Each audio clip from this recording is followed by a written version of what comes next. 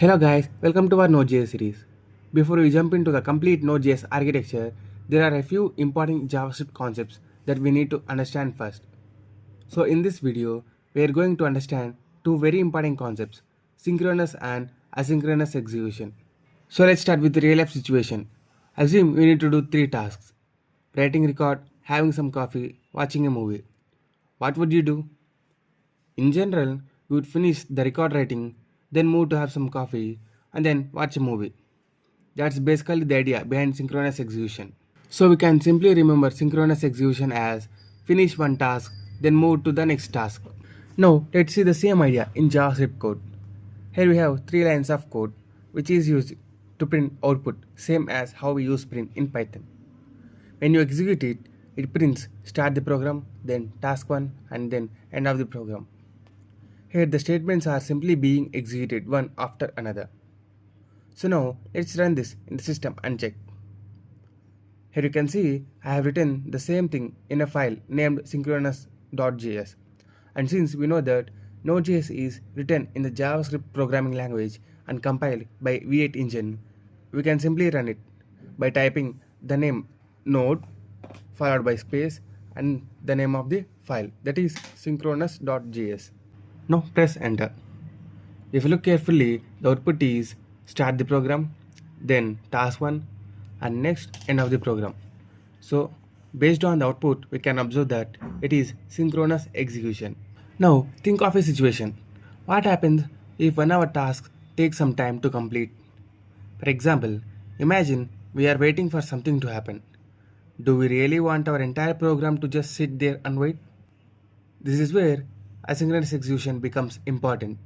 Now assume a real life situation. You happen to be in a restaurant and you ordered 10 biryanis as takeouts or parcel.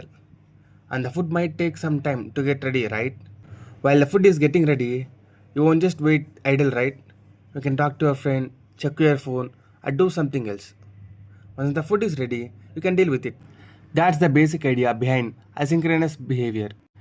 Instead of simply waiting, other works can continue. Now let's bring this idea into Node.js. Here I started by printing start the program. Then we have a set timeout.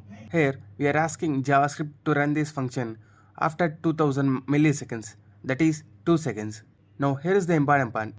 While we are waiting for those 2 seconds, will JavaScript simply stop executing the remaining program? Let's find out by running it. If you look at the output, in the first line it is showing start the program, then end of the program, and only after that we got task 1, that too after 2 seconds.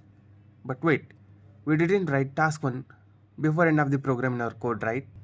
So why didn't task 1 print first? Because the set timeout operation is asynchronous. JavaScript doesn't simply wait there for 2 seconds before continuing the next statement. It allows the rest of the code to continue. Now, before we move on, let's try something interesting.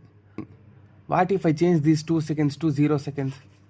You might expect the output to change, because we are not really waiting for any noticeable amount of time. But remember, set timeout is still being used asynchronously. So let's run it and look at the output.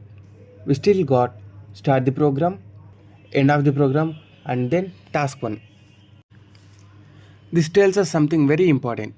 Even if the asynchronous operation takes almost zero time, its callback will execute only after the currently executing synchronous code has completed. So now we can understand the difference.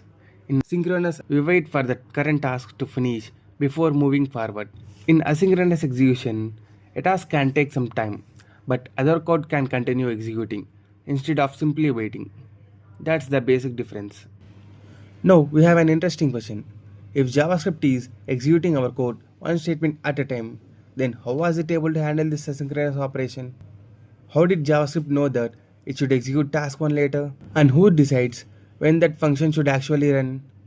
This is where the real story begins. To answer these questions, we need to understand two very important concepts: the call stack and the event loop. These are the concepts that will help us understand what is actually happening behind the scenes. So in our next video, we will discuss about the call stack and event loop. Thank you for watching. See you in the next video.